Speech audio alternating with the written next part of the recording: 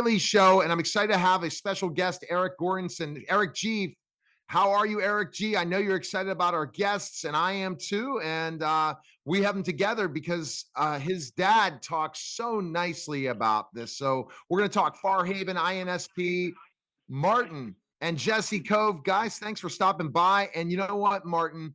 You love working with your son. You talked about that so many times. Isn't that true? Yeah, it's a guess working with my son and watching him grow as an actor, and it's so much fun. You know, he does so many things better than I did at such an earlier age. It's a pleasure to actually view that. You know. Go ahead, Eric. Thanks, Dad.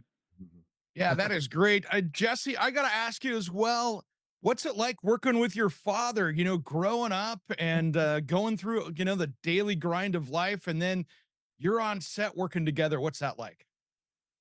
Well, we have so much fun together. You know, me having grown up watching movies and Westerns and everything, you know, I consider myself a bit of a cinephile, you know, and I thank him for that. And, you know, we really push ourselves really hard when we're able to work with each other. And I think it's important to have that. And the fact that we're, you know, father and son gives a whole nother dynamic.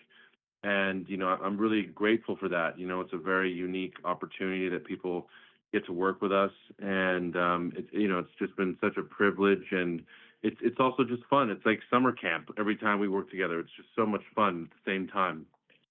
You know, Martin, so you guys grew up watching Westerns together. Tell us some of your favorite Westerns you watched together. Well, you know, they asked me that question when I did a cover of Cowboys and Indians. And they said to me, what's your favorite 5 Westerns? And I said, I could give you 5 Westerns per decade. I said, you know, there's so many good Westerns. But, you know, in short, I mean, if I thought about what was exciting in the 40s, there was, you know, My Darling Clementine. You had Jesse James.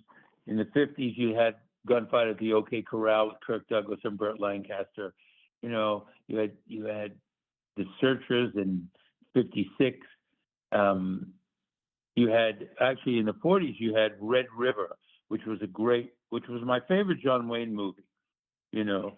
And as time progressed, the movies became interesting. Like, you know, I guess in the 60s, The Magnificent Seven was the best. And you had a lot of really good movies, and then you know, things came up like Dances with Wolves and The Unforgiven. And my favorite Western of all time, though, is The Wild Bunch, circa 1969. And you know, that, and probably Tombstone, 3:10 to Yuma.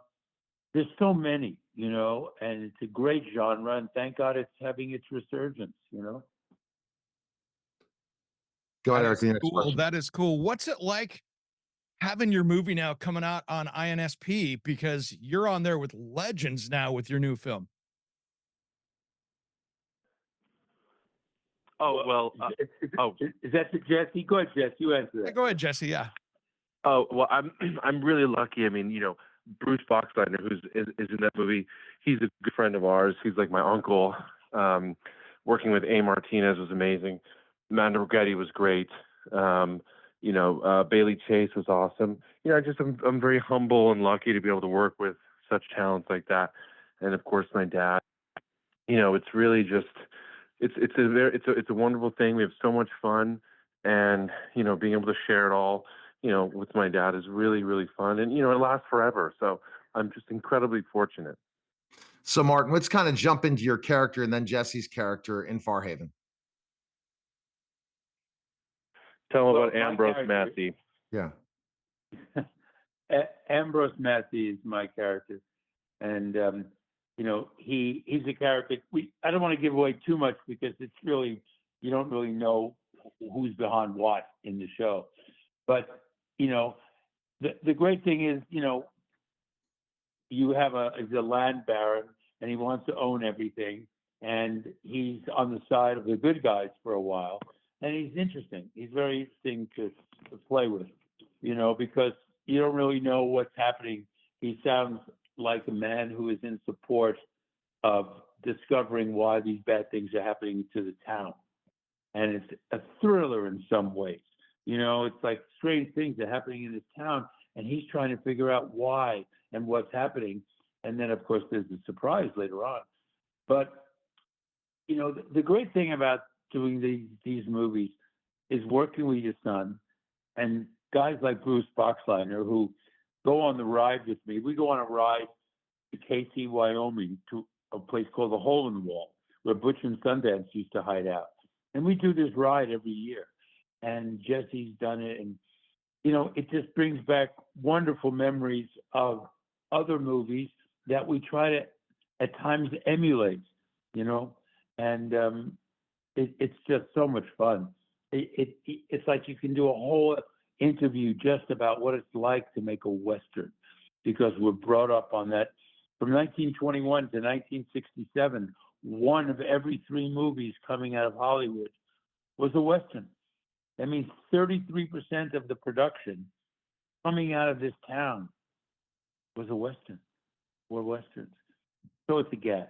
It is a gas, especially to do with Jesse, who is he's the new audience to Westerns. And kids are really getting into them now.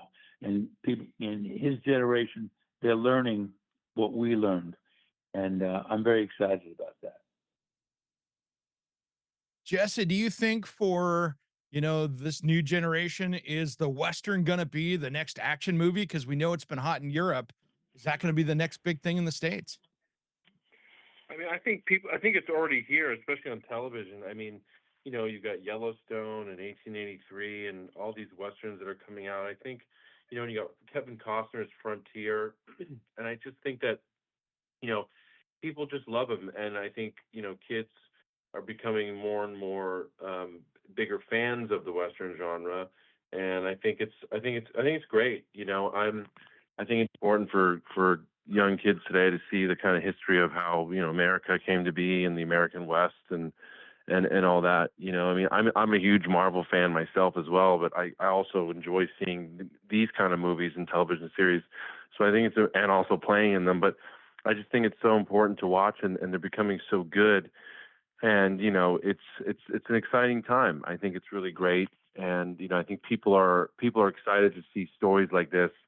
You know, also, you know, a lot of these Westerns are very, like, you know, they're very non-PC in the sense of, like, they're true to how things were back then, where it was really tough.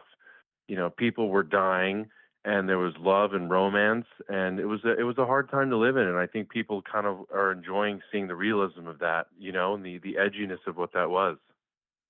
And Jesse, the fan base that INSP has for Westerns is unbelievable, isn't it? Totally. I mean, that's literally like, it's just hardcore fans over with INSP Network, and it's amazing. Their support is amazing, and, you know, INSP keeps putting out great entertainment for them, you know, based on even some of the things that I mentioned. So, you know, we thank them, and it's really cool to have them, and such a strong army of supporters. Yeah, they really enjoy the concept of Jesse and I as family making movies together, and they're a very family-oriented network.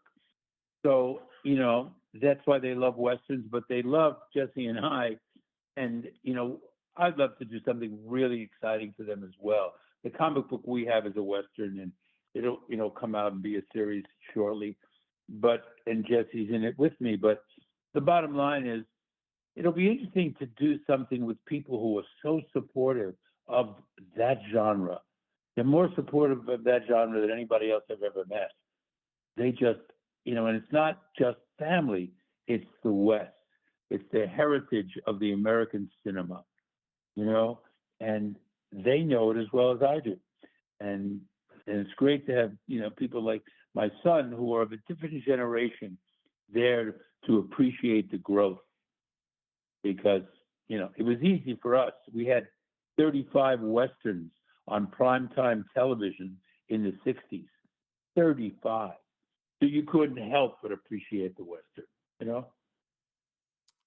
All right, Eric, I know you have another question before you have to hop too. Go. Exactly. Martin, what's it like doing the Western compared to all the newer stuff where you've got all this technology out there where, you know, the American Western is such an honest film where there's not usually a ton of CGI and stuff where you're riding horses, there's no way around that. Does that change your acting within that, knowing that this is a pretty honest movie without a bunch of effects in it? Well, you got if you're playing a real life character in you know, someone from the West that existed, you have to go into the backstories, and you have to go into see if you can meet the relatives of these people. Really find out about not the Hollywood side, the real side of what these guys were like, what Butch Cassidy was like, what Sundance Kid, what they were really like, you know. And you can find some information about that. And what you load yourself up with as an actor in this genre is that stuff is not really the way it was introduced to us early on. It was romanticized to us, and going into the West and on a wagon train, you would entertain snakes and Native Americans and outlaws and tornadoes and uncrossable rivers. And you just have to really imagine what that was like. And still, these people forged across the country to get to what they consider the new land. And you take all that into consideration. And if you're doing a movie, you have the luxury of doing that research. If you're doing a TV show, you don't have that much time to do it, but you still have to homogenize all the good movies, watch all the good movies, and then do your job. Because the last thing you want to be is lame, looking and bouncing on a horse. You know, you got to go out and ride. You got to go out, and if you got to draw your gun in a movie, you got to practice. You know, when I did Once Upon a Time in America, in Hollywood, I never knew if Quentin was going to ask me to draw, fast draw. I never knew. So I practiced for 2-3 weeks, wore my 6-gun on my hip all day long, and just drew and drew and drew. And he didn't ask me to draw, but it was okay. You know, so that's how you got to prepare for today's Westerns, because everybody is an aficionado, because the Westerns have been so popular for 100 years. Totally. You know what I'm starting to think about? Full circle. My good friend Chris Mulkey, who I'm shopping the movie The Road Warriors with, doing my documentary. We love Chris. And Chris says that I'm going to take out Martin in the ring. I know it's going to happen. Martin Kove and I in the ring in September or October. I know, Jesse, you might be in his corner for my documentary, but guys need to check out INSP April 14th for Farhaven. And I know you're ducking me, Martin. I know what it is. That's why you're afraid to be on camera with me right now. You're ducking me. And Jesse, I know you're going to just try to hide your dad to ever see if he can ever take me out, 6'10", the media giant. But I appreciate you guys, and it was a lot of fun. And thanks again. And we'll see, right? Are you ready, Martin? Are you training? I'm training. I'm actually training. As soon as I finish this interview, I'm training in the bathroom for you. Thanks, guys. Appreciate it. All right. That was the Neil Haley Show, guys. Take care.